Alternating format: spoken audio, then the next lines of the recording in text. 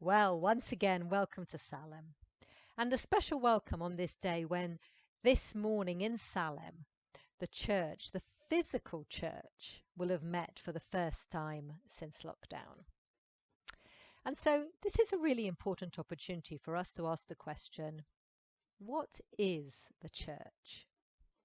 And I'd like to start by saying what the church isn't, because sometimes that's a good way of answering a difficult question. So, the church is not the building. Now, you knew I was going to say that, didn't you? And of course, this is much easier for us to understand and to grasp, and dare I say, to believe now after lockdown, because during the last few months, we have had to manage as a church without a building. And it hasn't been the end of our church at all. In fact, the opposite is true. We have seen our church grow and flourish through WhatsApp groups and Zoom services and over YouTube and through people's phone calls and the kindness of people who've been collecting prescriptions and doing food shopping. So the church is not a building, and we know that for certain. But the church is not a social club either. It's not a club like the WI or Merched Awawr or the rugby club or the darts club, where perhaps you pay your monthly or your annual subscription and then you've got the right to some sort of services, like maybe being buried in the cemetery or sitting in the same pew every week. That's not what the church is. Neither is the church the sort of society where the minister decides everything. But on the other hand, nor is it a democracy where every member of the church has a vote. One member, one vote. That's not how the church works. And even though we use the word family very often to describe that kind of warm welcome and that love that we experience here in Salem, in a sense, the church isn't really a family either, because one of the things about our physical or biological family is that we're born into it. And actually, we've got very little choice about the matter. And it may turn out that the different members of our family have values which are very different to our own. And so, if the church is not a building, and it's not a social club, and it's not a dictatorship, and it's not a democracy, and it's not even a family, what is the church? Well, I think we found out over the last few months that the church is a society of people who have surrendered their lives to Jesus Christ and who have been called together, gathered together by the Spirit of Jesus to worship Him and to love one another under the headship of Jesus Christ. And the Bible uses the word body as one of the images it uses to describe the church. The church is a body, and each one of us plays an essential part in that body. We all know that a body doesn't work without its heart or its feet. Each one of us matters. And also the different parts of the body depend on each other. Every single part of my body is essential for my overall health. But they're not independent. They're all controlled by my nervous system and my brain. And in the same way, Jesus is the head of the church. And everything that the church does should be controlled, should be governed, should be ruled by the authority of Jesus. And in our first reading today, Paul paints a beautiful picture of such a society. Our first reading is from the book of Romans, Paul's letter to the Romans, starting at verse 8. And Paul says this: "Owe no one anything except to love one another. For the one who loves another has fulfilled the law. The commandments: you shall not commit adultery, you shall not murder, you shall not steal, you shall not covet, and any other commandment are summed up in this: love your neighbor as yourself. Love does no wrong to a neighbor. Therefore, love is the fulfilling of the law."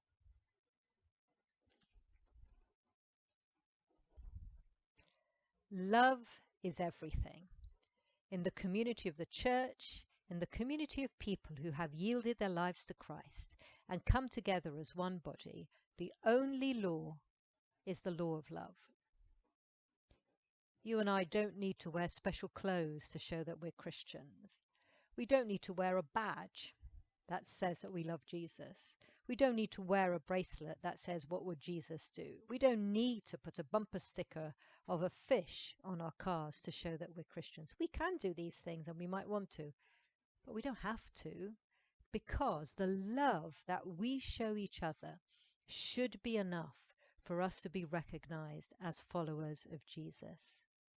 Jesus said, "This is how people will know that you are my disciples, if you have love one for another." And St. Augustine, very radically, hundreds of years ago, said this.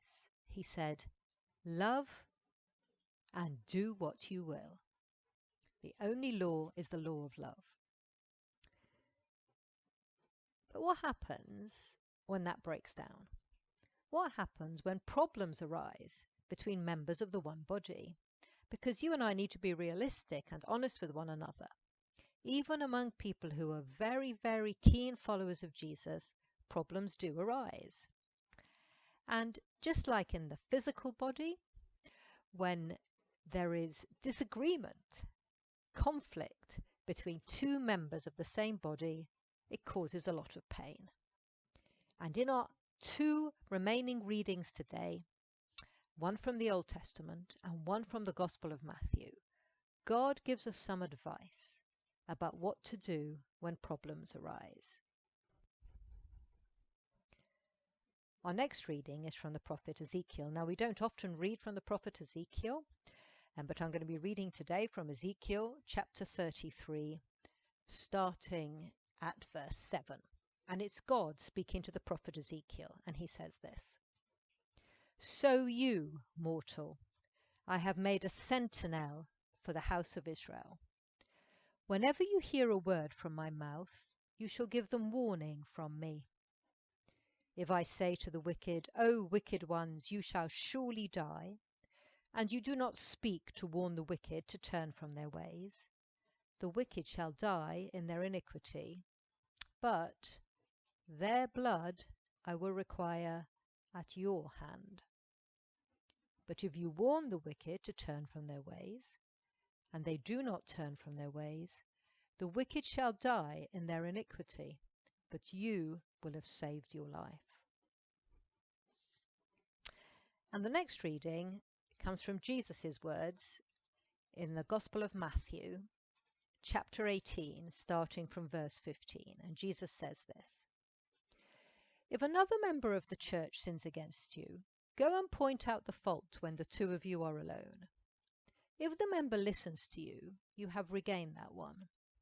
But if you're not listened to, take one or two others along with you, so that every word may be confirmed by the evidence of 2 or 3 witnesses.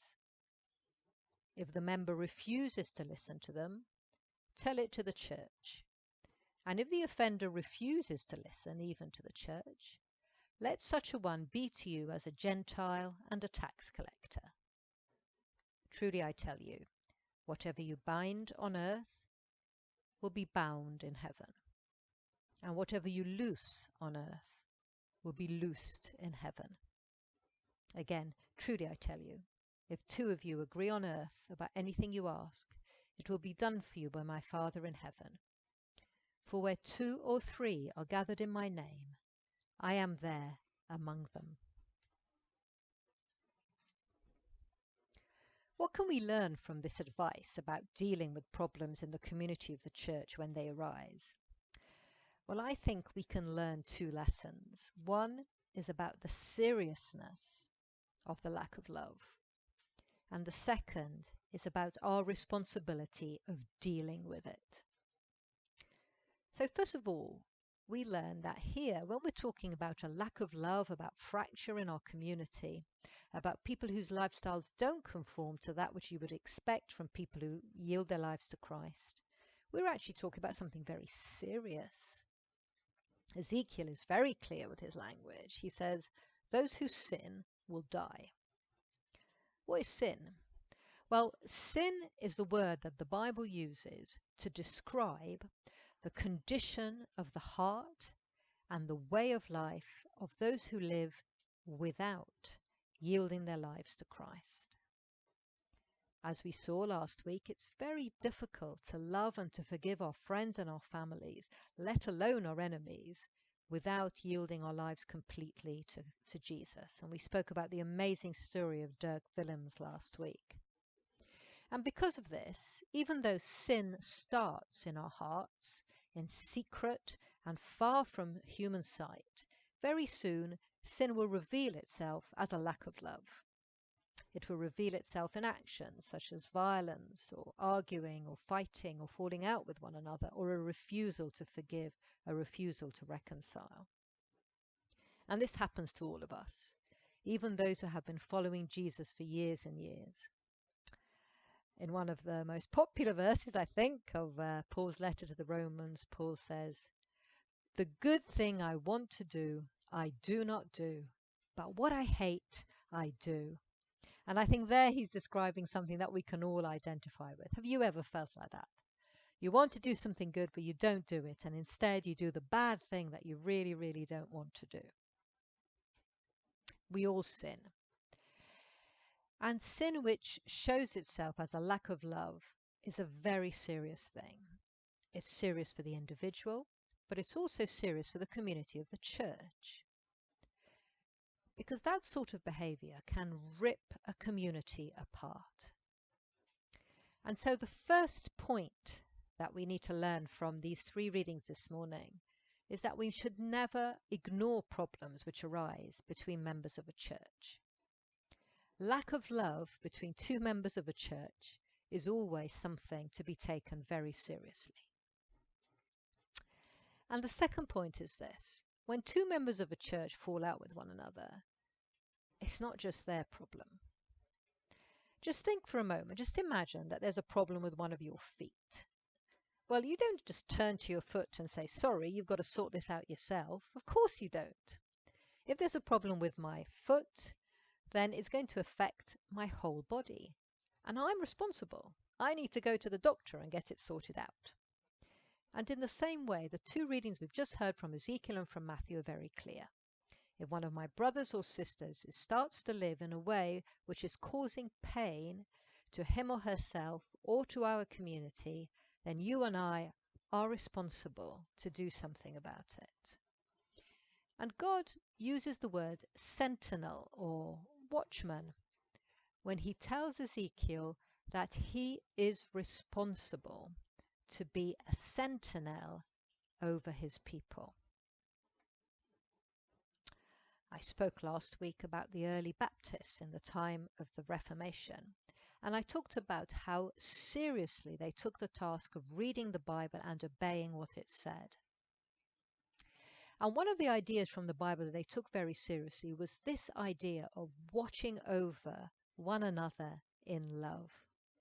They knew how serious it could be when a lack of love ripped a community apart, and they weren't going to let it happen. And in fact, they took it so seriously that if somebody wanted to join a Baptist church, he or she would need to sign a covenant, an agreement that said that they promised, and these are the lovely words that they used, they promised to watch over one another and to walk together with God in ways known and still to be made known. And we actually use those words as part of the service when a new member joins Salem today. And I would love us to take that more seriously, that idea of walking together and watching over one another in ways that we already know and ways that God is still to reveal to us. And who would have guessed when you and I made our membership commitments to this church that God wasn't going to call us to watch over one another and walk together through a time of global pandemic?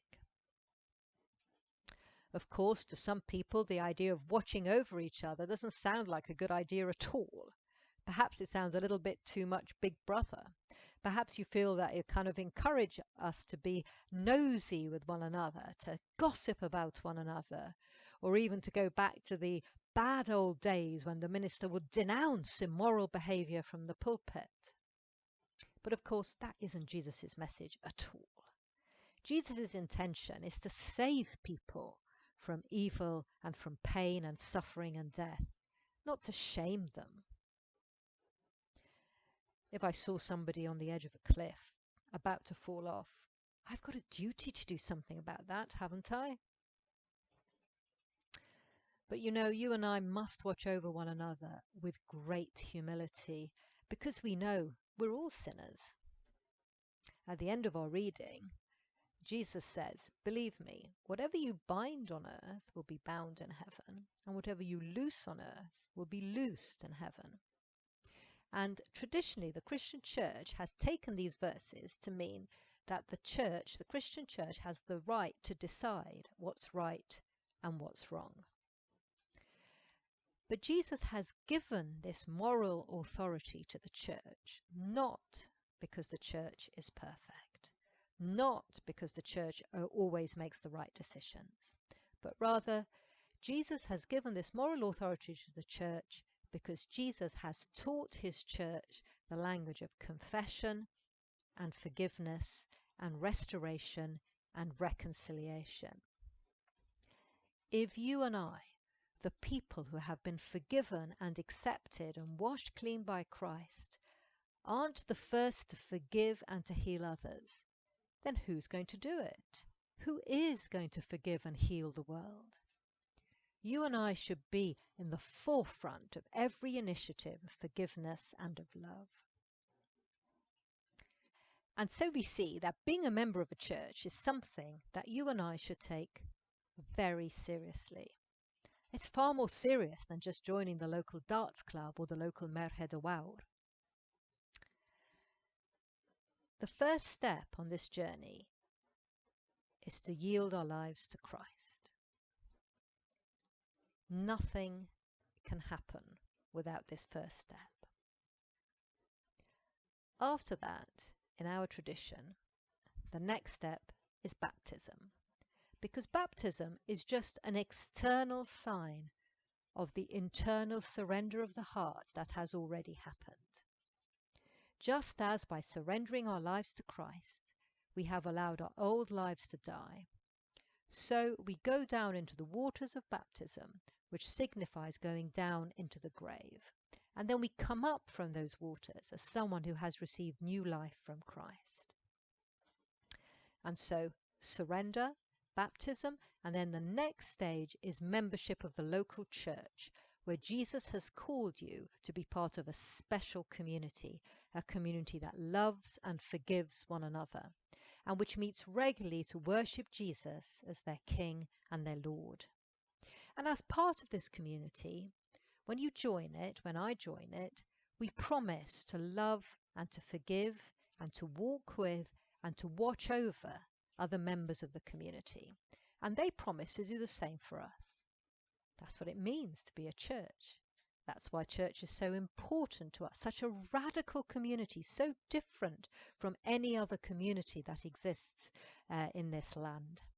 And that's why we're so grateful today to be able to come together to worship God face to face, and also so grateful for the technology that allows us to keep in contact over the web and reminds us that the church is not the building.